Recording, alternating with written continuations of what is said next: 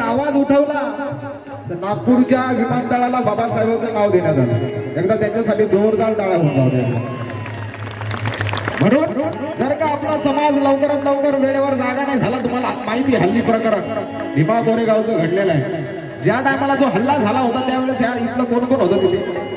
हा, तर तुमच्यासाठी आहे का? एवढे जण होते तुम्ही की रणमैदानी लढणारी महाराजची जात होती, की रणमैदानी लढणारी महाराजची जात होती.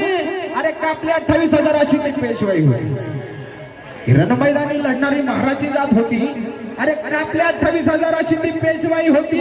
अरे भीमा कोरेगाव मानवंदना देण्यास गेली ती लोक, भीमा कोरेगावी मानवंदना देण्यास गेले ती लोक.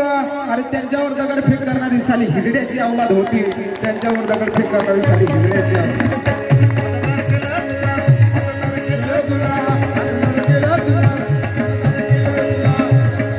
झोपडीच्या जागी आज बनली